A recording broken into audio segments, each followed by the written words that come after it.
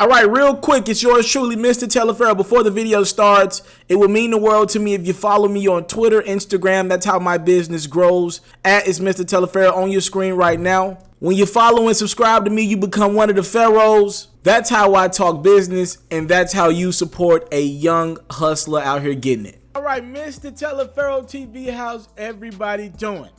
Meek Mill is doing a lot of interviews, and as he should. Meek Mill has been recently released from jail, or prison rather, in Philadelphia and the surrounding area.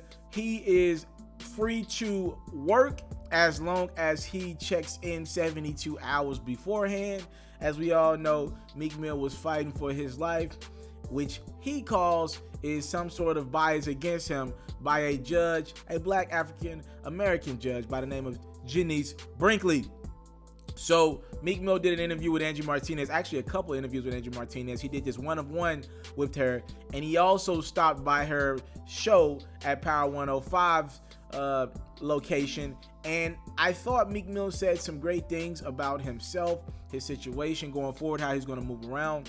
But I also am someone who's not a prisoner of the moment, and I will admit this with Meek Mill. Meek said the right things in interviews in the past and went out and did stupid shit in the past.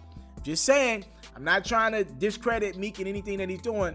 I just want you to take what I'm about to read to you guys with a grain of salt, because we have seen Meek Mill do the right things in the past or say the right things in interview and his actions not support it.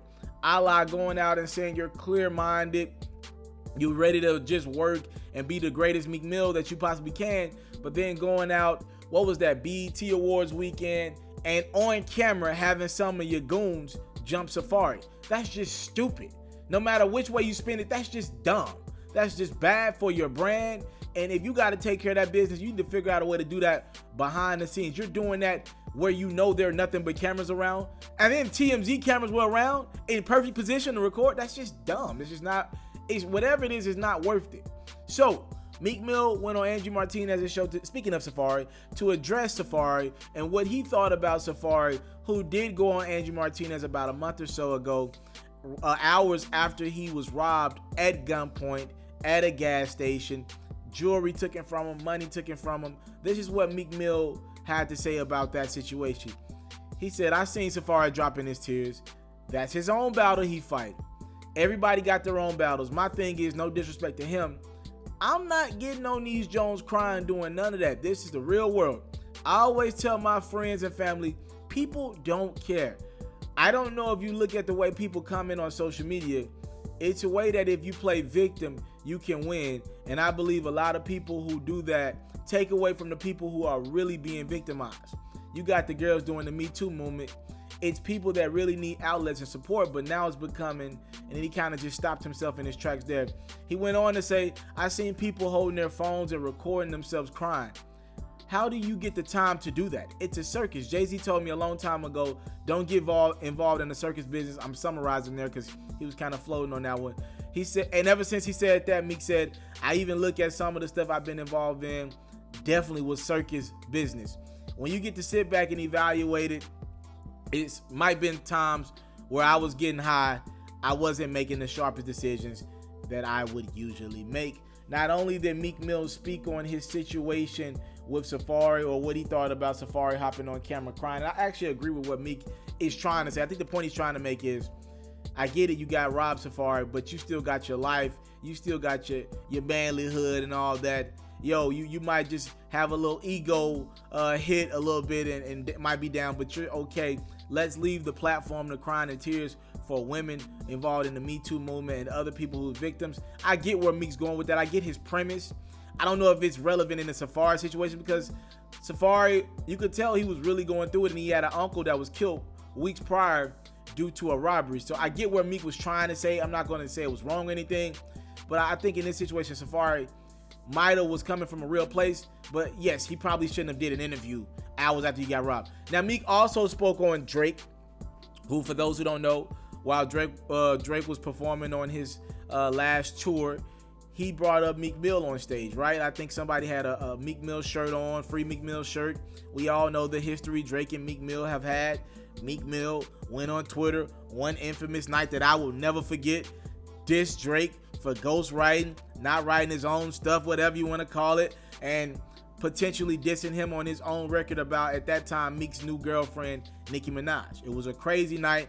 Meek has admitted that he probably was on drugs at the time, all type of stuff.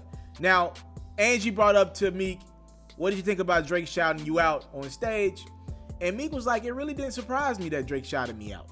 We didn't shoot each other or nothing like that. Nobody got hurt. The real thing that surprised me is when you got white billionaires, people that don't come from the walk of life that I come from, really investing their time into what I got going on. I get what Meek's trying to say here as well. He's like, yo, me and Drake, though it was big headlines and clickbait and rap news, if guys like Jay-Z and Nas can come together on one accord, other rappers who really had some really bad falling outs where shit might have did get physical, me and Drake we can grow to appreciate each other, maybe not work in the same space, but appreciate each other's artistry and the industry that we're in, and show love to each other from afar. There were no bullets in our quote-unquote brat beef. Nobody got to fighting, even though Drake was in Philadelphia talking cash money, and reportedly some of Meek Goonies tried to pull up. I get where Meek is going with that, but still Drake ain't got to do that, Meek. You do realize Drake is on a different level of rap, right? He is definitely a pop star, and him showing love and countless others, I still think was a gesture out of good faith that should be appreciated. So Meek Mill reacts to Safaree dropping some tears, and he reacts to Drake shouting him out on stage. I'm probably one of the first to do a video on this, so I thank you guys for the time, love, and support. I don't take it for granted. Meek also had some words about Kanye West as well, kind of discussing how he listened to Kanye while he was incarcerated time and time again, and he's like, he don't know what Kanye this is, but he thinks Kanye has a bigger meaning, a bigger point. He's just going about it the wrong way, using the slavery connotation. So you guys can check that interview out on Angie Martinez's YouTube page if you want more from Meek Mill, and he's doing a lot of interviews, so you'll see him around. Thank y'all for the time, love, support. We're probably gonna be covering Meek a lot more. He has music on the way as well, so I'm out.